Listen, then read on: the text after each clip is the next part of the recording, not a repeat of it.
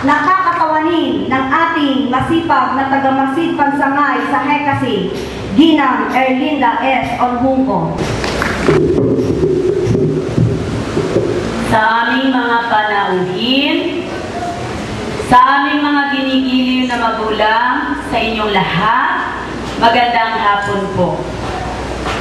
Bago ko po gampanan ang aking tungkulin, hayaan niyo pong ipakilala ko sa inyo ang ating mga panauhin sa harap ng ating hapagtanghalan na magbibigay buhay at ningning sa ating okasyon.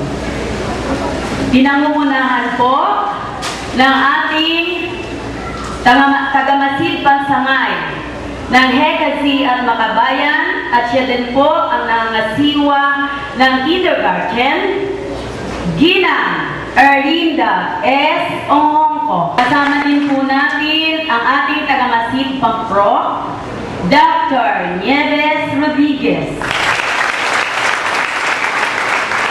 Kasama din po natin ang mga punong guro na bumubuo ng Silangang Bayan. Sa Jen de Leon, Dr. Aida San Juan, Ginang Lolita Riera ng Silvestre Lazaro, Ginang Adelpa Lustanyas ng Andres Mariano, Dr. Darino Insaga ng Mapulang Lupa, Ginang Mary Organisa ng Maysan, Ginang Ginang Nerissa Espinosa ng Santo Rosario. Naman po, papakilala ko sa iyo lang sa likod namin. Nariyan po. Upo na po tayo. Salamat po. Ginang Piñano. Kayo nagtamunang karangalan sa gilid po. Sa unang baitang, pinamumunuan ni Ginang Mirela Vilangres, Ginang Leonora Miguel, at Ginang Agnes Hidalgo. Sa ikalawang baitang, Pillardo, Ginang Veronica Noquera at Ginang Cecilia Rivera. Sa Ginang Teresita Sidonio, Ginang Erna Bitonio, at Ginang Norma Flores. Sa ikaapat na baitang, Priscilla Pacheco, Ginang Catalina Monyo, at ang aming punso, Ginang Norma Malile. Ginang Norma Malile, asaan? Okay, andyan. Magre-retire na ka. Dinisyon, Ginang Rose Pinsin, Ginang Lorna Elizaga, aming camping manager, Ginang Nelly Chowa, property custodian. At siyempre, nandyan po ang mga Maria Lourdes Pilica, Leader Lynn Mendoza. At siyempre, ang ating guro ng palatuntunan, siya ay nagtuturo sa ikalimang baitang. At ang aking dalawang security, si Alvin at si Eugene, at ang kaisa-isa kong janitor, si Narciso Ramirez. Wala ko nakalimutan.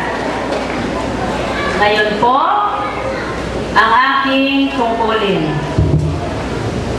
Sa aming tagamasid pangpuro, Dr. Ikinagagalak ko pong iharap sa inyo ang 86 na batang babae na may kabuuang 175. Kasi po nilang natapos ang kurikuluman ng edukasyon sa tao dito sa mababang inyong pagpapatunay.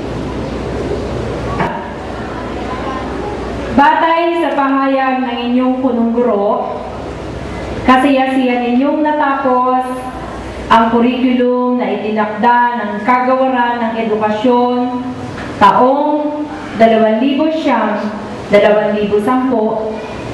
Kung kaya't hinihiling ko kay Dr. Flordelisa R. Mayari, tagapamanihalang pansangay ng Paaralang Lungsod ng Valenzuela, na kinakatawan ni Ginang Erlinda Onghongko, pansangay na tagamasid ng Geography at namamahala o tagapangasiwa sa kindergarten sa buong Valenzuela pagkatapos sa araw na ito.